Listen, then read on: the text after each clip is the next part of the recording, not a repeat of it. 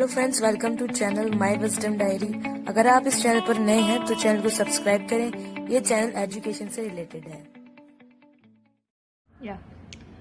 इससे पहले हमने इंटीजर प्रोग्रामिंग का जो कॉन्सेप्ट था उसके अंदर जब ऑल इंटीजर की बात होती है तो उसको सीखा था, तो आप जान चुके हैं उसमें हम क्या करते हैं। और जो इंटीजर प्रोग्रामिंग की टेक्निक है जो हम यूज़ करते हैं उसे गोमोरी टेक्निक कहते हैं। आज जो है वो मिक्स्ड इंटीजर प्रोग्रामिंग प्रॉब्लम के बारे में हम डिस्कस करेंगे। मिक्स्ड इंटीजर प्रोग्रामिंग क्या होता है, क्वेश्चन को देखते हैं, उसके बाद आपको अच्छे से समझ में आएगा कैसे। इसे क्वेश्चन दिया है कि max said x1 plus x2 और ये कॉन्स्टेंट्स दी हैं, और फिर ये लास्ट में कंडीशन दी है कि x1 x2 is greater than 0 and x1 is integer. तो आपको इस पे ध्यान देना है, x1 इज इंटीजर कहने का मतलब यहाँ पे क्या होगा कि आपको x1 को इंटीजर फॉर्म करना है। तो जो आप क्वेश्चन सोल्व करेंगे आगे, पहले यहाँ सिंप्लेक्स लगाते हैं, देन उसके बाद एक गोमोरी जो g1 करके y1 करके x1 करके जो न्यू कॉन्स्टेंट ऐड करते हैं, वेरिएबल ऐड करते हैं, तो आपको वो x1 ऐड करना होगा। ठीक है, अब चाहे आपका x2 इंटीजर आ रहा हो या नहीं आ रहा हो, कोई फ़र्क नहीं पड़ता। आपको जिसके लिए बोला है आपको उसी को सोल्व करना है। आपको x1 के लिए बोला जा रहा है, इसलिए आप x1 को इंटीजर फॉर्म करेंगे। ठीक है, समझ गए आप बात को। करना बिल्कुल वैसे ही है जैसे करते हुए आ रहे हैं। जैसे इंटीजर के लिए क्या है, ऑल इंटीजर प्रोग्रामिंग, यानी कि दोनों इंटीजर्स के लिए फॉर्म करते हैं, जो लास्ट में जो इंटीजर आते हैं, जो हमने प्रीवियस क्वेश्चन के अंदर देखा था। ठीक है, तो यहाँ पे क्या आया है कि x1 को आपको इंटीजर फॉर्म करना है। ध्यान रखना, मैं फिर से रिपीट करूँ, जिसको बोला जाए आप सिर्फ उसको इंटीजर फॉर्म करेंगे। आपका x2 के साथ चाहे वो इंटीजर आ रहा हो, चाहे वो बड़ा फ्रैक्शन आ रहा हो, कोई फ़र्क नहीं पड़ता, आपको x1 को ही इंटीजर फॉर्म करना है। आई होप बात समझ में आ गई है। तो अब क्या करते हैं, क्वेश्चन को फॉर्म करते हैं। तो पहले से सिंप्लेक्स से सोल्व कर लेंगे। सिंप्लेक्स से सोल्व करने के बाद जो लास्ट टेबल फॉर्म होके आएगा उसको देखते हैं अब, क्योंकि सब ये वाला कॉन्सेप्ट पता है तो मैं बताती हूँ उसे।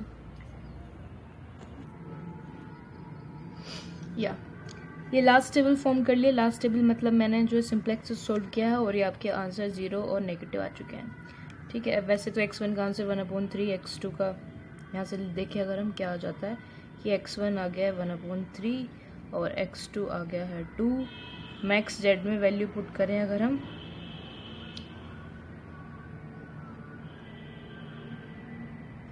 तो x1 प्लस x2 यानी कि 1/3 प्लस 2 यानी कि 7/3।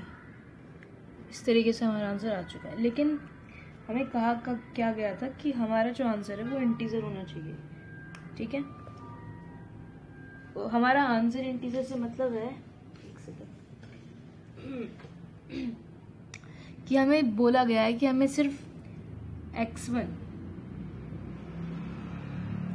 को इंटीजर फॉर्म करना है। ठीक है, मैं फिर से रिपीट करूं, यहाँ पे हमें बोला गया है कि हमें x1 को इंटीजर फॉर्म करना है। ठीक है, तो करते हैं शुरू। अब एक चीज़ देखो आप ध्यान से, अगर x2 भी 2/3 होता, 2 की जगह सपोज करें, तो फ्रैक्शन तो इसका बड़ा है तो हम इसको चूज़ करते हैं। लेकिन आपको नहीं चूज़ करना है, क्योंकि आपको बोला जा रहा है कि आपको x1 को ही चूज़ करना है, तो x1 ही आप चूज़ करोगे। ठीक है, फिर से रिपीट, x1 ही आप चूज़ करेंगे। जिसको बोला जाएगा मिक्स्ड इंटीजर प्रोग्रामिंग के अंदर, आप उसको चूज़ करेंगे, बाकी अदर वेरिएबल्स के साथ कुछ भी हो रहा हो। ठीक है, तो ऐड करते हैं एक, पता है आपको क्या करते हैं, उसके बाद हमें गोमोरी कांस्टेंट करके ऐड करते हैं, कांस्टेंट या वेरिएबल जो xg1 करके ऐड करते हैं, और वो हम इस तरफ भी ऐड करते हैं xg1।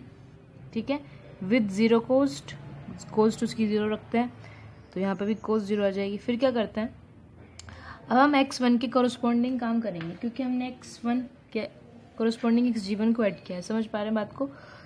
तो यहाँ पे फ्रैक्शन है, इसको क्या करेंगे हम, जो फ्रैक्शन होता है तो हम उसका अपोजिट साइन लगा के लिख देते हैं, लेकिन -1/3।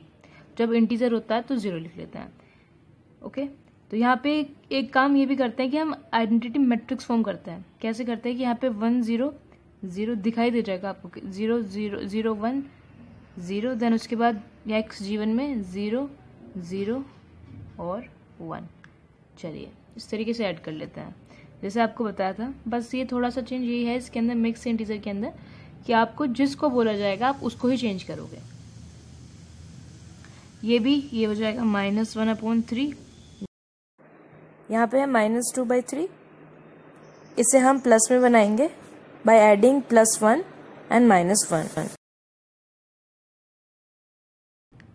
तो ये हो जाएगा 3 1/3 -1।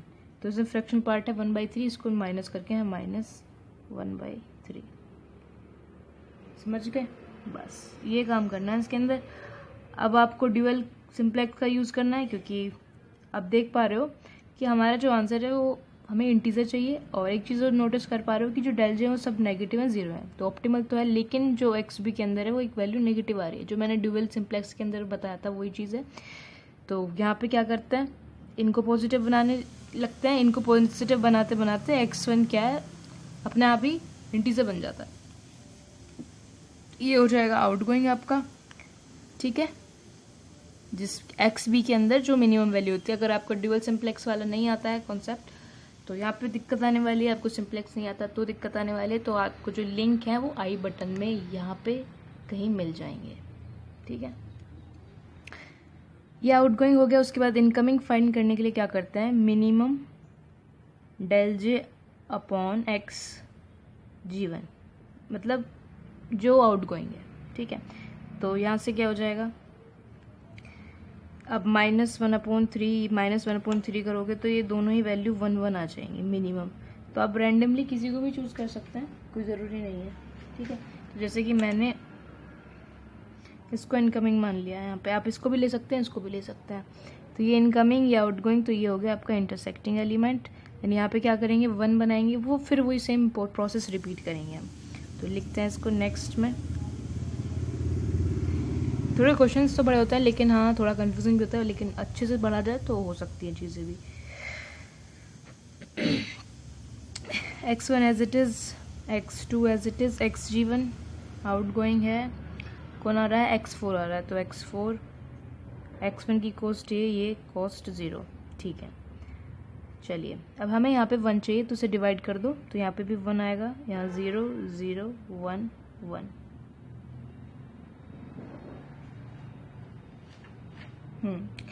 और ये वाली भी एक रो है, तो यहाँ पे क्या आएगा, -3 आ जाएगा, राइट ना। फिर क्या करते हैं, इसको मैं ज़रा थोड़ा सा इधर लिख दूँ, ताकि अब हमें यहाँ पे 0 बनानी होती है और यहाँ पे 0 बनानी होती है, जैसे कि हम पढ़ते हुए आ रहे हैं। तो बनाते हैं यहाँ पे ज़ीरोज़।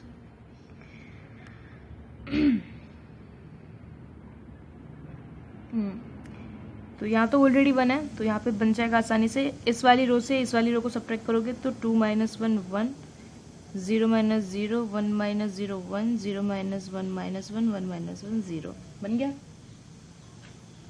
ठीक है ना। ऊपर वाली रो में ऐसे करेंगे, यहाँ पे है -2/3 और यहाँ पे है 1, तो इसमें मल्टीप्लाई कर दो -2/3 के और ऊपर से सब्ट्रैक्ट कर दो। तो 1 -3 माइनस और -2/3, तो +2/3 यानी कि 3/3, दैट इज 1, राइट। ऐसे फिर यहाँ पे क्या हो जाएगा, 1 आ जाएगा। यहाँ पे तो 0 हो जाएगा, 2/3 की मल्टीप्लाई करोगे तो 1 - 0 1, देन यहाँ पे 0, यहाँ पे भी 0 आ जाएगा। देन यहाँ पे क्या हो जाएगा, 1/3 -2/3, तो ये भी क्या हो जाएगा, ये भी 1 आ जाएगा, ठीक है जी। यहाँ पे 0 हो जाएगा और यहाँ पे क्या आएगा, यहाँ पे मैंने टर्म छोड़ दी थी, यहाँ पे आएगा 1 3 और 0 -2/3, 0 - 3 दैट इज 3, ठीक है। 0 -+-3, ठीक है। इस तरीके से सॉल्व कर लेंगे। देन आपका डेल जी क्या आएगा, डेल जैसे फाइंड कर सकते हैं, x इंटू ये वाली टर्म देन कोस से सब्ट्रैक्ट कर देते हैं, या फिर आप डायरेक्ट यहाँ पे 0 बना लो, इसी प्रोसेस जैसे भी बनाई है, तो जो आपको इजी लगे। 0 1 × 1 1 0 0 0 0 -3 0 हो गया, 3 और 3, it's -2, sorry, it's -2। यहाँ -2/3 की मल्टीप्लाई करेंगे हम,